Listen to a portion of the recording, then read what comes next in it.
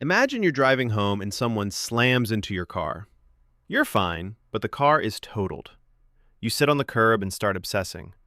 I shouldn't have taken the shortcut. If I had just stayed on the main road, this wouldn't have happened.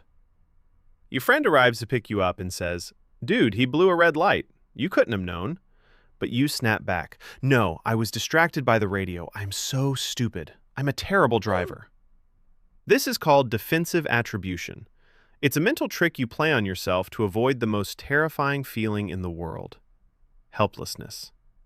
You'd literally rather be a bad person or a failure than admit that life is sometimes random and cruel.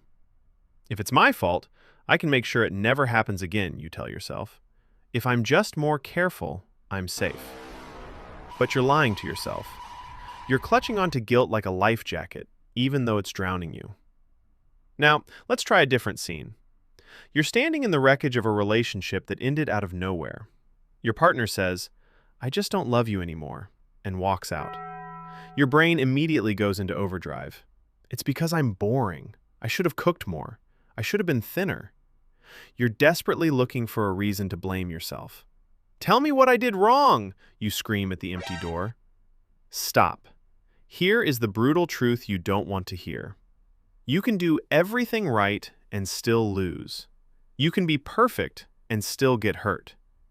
"But that means I'm not in control," you whisper. Exactly. That's the terror. But when you stop blaming yourself for things you couldn't influence, you finally stop the internal war. You aren't a project that failed. You're just a person living in a world with no guarantees. Stop apologizing for the weather.